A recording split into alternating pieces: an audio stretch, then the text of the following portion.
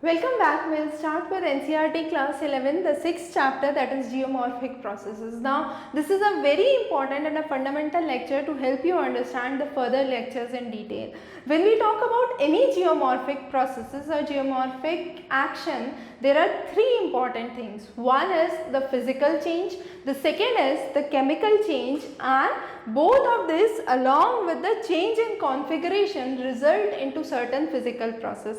Whenever we talk about any variation that's happening on the land surface, so let's say I have a mountain here.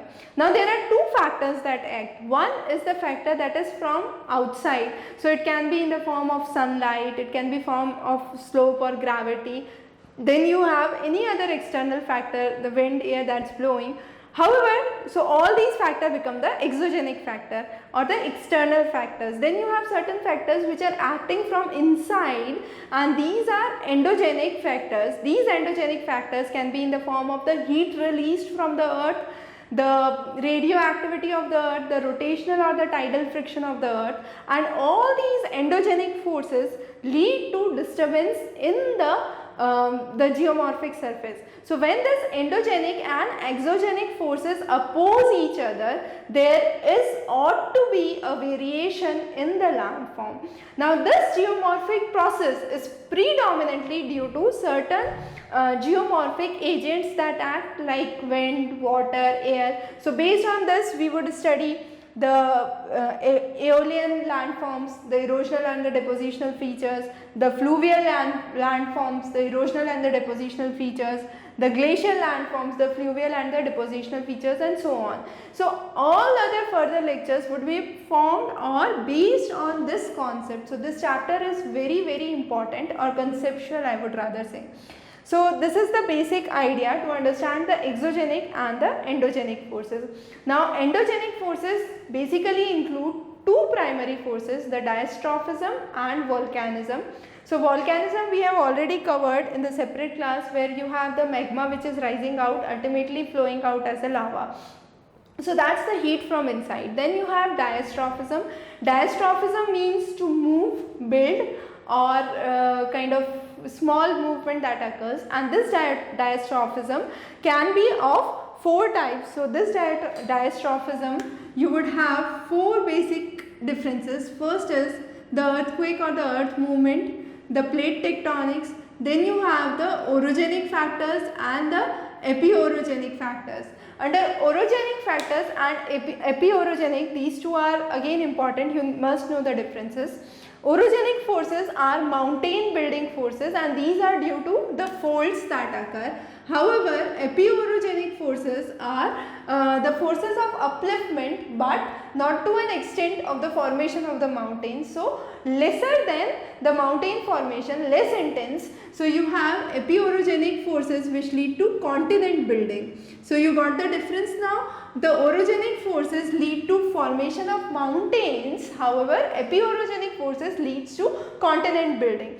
So that's how we understand diastrophism. Now whenever we are talking about the geomorphic processes per se, there are two things which are must to understand. The first is gravity and the second is gradient. When we say gravity, that means any action that brings something towards the ground. In very simple terms, if we want to explain, so that's gravity, a pull towards the earth. When we talk about gradient, it can be in two ways. I can say it's from high slope or steep slope to a lesser slope area. So that would be a gradient. Now I have this mountain, I have this mountain. The gradient of this mountain is much more steeper. Because this mountain is steeper, you have a higher angle that could be found here. This is less steep, so lesser gradient. So that was about the gradient. Now coming on to gravity, gradient is one of high steep slope to less steep slope, or gradient can be from high pressure to low pressure. So these are the two basic fundamental gradients that we talk about. So from the region of high pressure to the region of low pressure. So when we say volcano coming out or any other activity taking place, you are moving from a region of high or intense pressure to a region of low pressure. The similar things happens when we talk about the cyclonic conditions or the atmospheric turbulences. So these two are the must to understand terms. Now coming on to the endogenic processes and exogenic processes. So endogenic processes we already talked is mainly due to the internal heat, radioactivity, rotational and friction motion. Diastrophism we have already covered. Now coming on to the exogenic forces. Exogenic forces, as we said, predominantly are due to gravity, sun and gradient. Now whenever there is exogenic forces, there would be stress that is caused, and that stress is force per unit area. So it is, in simple terms we can say, it's either push or pull. So when you are pulling something or pushing something, in both the cases there would be deformation that would occur. So I have a piece of sponge here. If I push it, it would be deformed, and if I pull it, it would again be deformed. So there is a kind of definite deformation that would occur due to stress production. When there is a stress, this stress can be shear stress which breaks the rock and causes angular displacement, or it could be a molecular stress which is caused due to the presence of the molecules within the compound or the rock. And these molecules are affected by change in temperature, the crystalline structure or the melting of the molecules or the melting of the structure. Now there are two main factors that affect the exogenic forces. They are predominantly the temperature and the precipitation. So denudation process, if we want to explain, can be of three types: weathering, mass movement and erosion or transportation. The weathering is caused due to the molecular stress, gravitation or any chemical action. You have gravitational force which leads to mass movement. Now it's very important to understand, for mass movement you have predominantly the gravitational force that acts, and it's not a kind of no geomorphic agents come into play. The next is the erosion or the transportation, which is achieved by the kinetic energy. So when we talk about the key idea behind this geomorphic process, we can say all the differences on the earth's surface are mainly due to the crustal evolution or the differences in the structure of the earth material. So you have the various rates of operation under which these work. Now the two important things that we would be coming on to, one is weathering and next is erosion. So when we say weathering, it's a mechanical disintegration and the chemical decomposition of the rocks. So you have three types of weathering: the chemical weathering, physical weathering and biological weathering. If you have the plant roots that go deep into the soil, it would lead to breaking of the soil. So it would be a kind of biological action. Then you have earthworms moving in, creating holes and burrows. So that would be again a biological weathering. Now coming on to the next two, that's the physical weathering and the chemical weathering. Physical weathering is of four types, usually caused by gravitation, expansion and water pressure. So you have the most important, that is freeze thaw and frost wedging. So you have a rock structure, you have some water in between. What would happen in cold areas is this water would expand and there would be ice formation here. Once you have the ice formation here, what would occur is there would be a wedge that would be created here, and this wedge would lead to would be called as frost wedging and would be an example of physical weathering. The next is salt weathering, when you have the salt crystals that accumulate in the soil or the rock, and due to thermal changes there can be hydration or crystallization that could occur. Now let's talk about hydration. We will be talking more in the chemical weathering. Let's understand it here itself. So hydration, you have calcium sulfate when reacts with water creates gypsum or calcium sulfate which has the water molecule with it. Now clay is a good example of hydration, where you have swelling and contraction that takes place. So you have sodium chloride or gypsum crystals that are seen in the desert areas and heave up or accumulate up. The next is temperature changes and expansion. So if there is rise in the temperature, there would be expansion. If there is a fall in the temperature, there would be contraction. In both of these cases are affected by differential heating, and you have the boulders or the tores that could be seen, and these tores are due to thermal expansion. Now when we talk about two terms, tores and exfoliation, that's very important. Tores both are in the form of boulders. First of all, rock pieces or boulders or domes. Now these rock pieces or tores are due to thermal expansion or temperature changes, temperature differential. However, exfoliation is due to unloading and expansion. So if you have a kind of vertical unloading, you would have fractures that would be formed. If you have a horizontal kind of weathering, you would have exfoliation that would be formed. Now under chemical weathering, you have four categories again. So hydration we have already talked, which talks about the addition of water molecule. Then you have carbonation. Under carbonation you have carbon dioxide that reacts with water to form carbonic acid, and this carbonic acid is a weak acid. However, being a weak acid, it's an acid, so it would have some action on the rock and it would lead to breaking up of the rocks. So it usually leads to breakdown of the feldspar. Then you have solution. If we talk about calcium, you have chalk, you have calcium carbonate that is dissolved in the water, you have sodium chloride that is dissolved in the water. So all the cave structures, the karst topography, the underground landforms we see are formed due to dissolution of the rock into the water or the acid, and that is due to the process of solution. Finally, you have oxidation and reduction. In very simple terms, I can say addition of oxygen would lead to oxidation.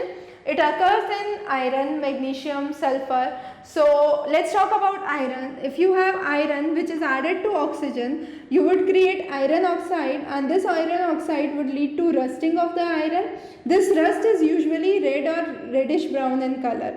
Now in the areas where you have oxygen deficiency or no oxygen availability, for example stagnant water, waterlogged areas, you would have reduction that would take reduction process that would occur, and when iron is reduced, when reduction of iron takes place, you would have bluish green color that would be seen. So both the cases you would have iron that would be acted with either the presence of oxygen or the absence of oxygen. However, the end product in both the cases would be different. Now weathering definitely has some benefit. Since it breaks down the rock into pieces, you would have soil formation that would take place. It would prepare the soil for erosion and mass movement. There would be more deposition of minerals, and minerals here deposited would be economically viable. That means there would be enrichment in this area, and this is what is known as enrichment, where you can say the mining is cost effective in these areas. We have talked about weathering and erosion in detail in this lecture, so you can refer that. The next is mass movement. Mass movement, as we said, is primarily due to the gravitational action. You do not have much action of the air, water or the geomorphic agents that could be seen. However, finally we can say that the debris is carried away due to the geomorphic agents, but the basic cause is gravity on the slope of the mountain or the surface that you can see. So this mass movement can be in three forms: slide, that is simply moving down; flow, that is moving along with the water flow; heave, that is breaking up and accumulating. So you have three movements that could be seen: slow movement, fast movement or rapid movement, and landslide. An example of slow movement would be either creep or solifluction. When we say creep, it's leaning of the poles. So poles are, you can see on the mountains, you do not find erect poles, you have a kind of leaning pole that is seen, be it a electricity wire, be it a telephone wire. So that leaning is due to the creep. Then you have solifluction, where you have the slow movement of the soil mass. The next is rapid movement. Rapid movement occurs predominantly in the area where there is water availability, so humid soils. You have three types of movement: earth flow, mud flow and avalanche. Avalanche usually occurs on a narrow track which is very steep, and it is much faster than the mud flow. Under mud flow you have the areas where there is no vegetation and heavy rainfall, so you have all the mud that would flow along.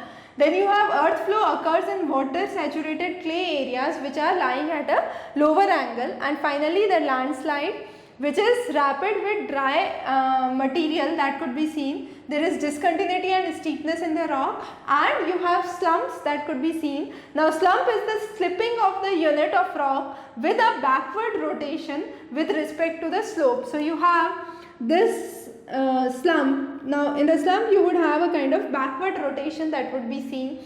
Now this backward rotation is not present in the case of debris slide. However, in case of slump you would see a backward rotation. You can see or understand the diagram here. You have flow, heave and slide. Now soil creep and solifluction are the slow movements. You have mud flow and earth flow, which are faster movements and which are occurring in the humid areas. Then you have the landslide, rock slide, which occurs in the dry areas and it's just sliding down of the rock. So you have the mass movement, which we have discussed in detail in this lecture, so you can again refer that. Now the last portion for today would be the soil formation. The person who studies the soil is known as pedologist, and the science of studying the soil is known as pedology. Now whenever we talk about soil, soil is a dynamic medium. That means there are physical, chemical and biological activities that are prevalent in the soil itself. Now there are various soil forming factors, two of which we consider as passive factors, which are the parent material and the topography. These are something you cannot change off, or those exist by themselves. So these are the passive factors. However, the climate, biological activity and time are the active factors which are actively affecting the formation of the soil. So you have moisture or temperature, the process of alluviation and alluviation, which we have discussed in the class on soil formation. All the biological factors, you have humus formation, humus accumulation, the clay formation, then you have the nitrogen fixation would be seen, and finally the time required. So you have again the link for soil formation video, you can refer that for details. So with this we cover the chapter 6 of the NCERT class 11th. In the next class we will be talking about the various landforms. Now these landforms are the result of the geomorphic processes that we have discussed, the geomorphic agents that lead to the geomorphic processes. So we would be talking about these geomorphic agents and the various kind of landforms that are formed due to the action of the various geomorphic agents. Thank you. Have a good day ahead.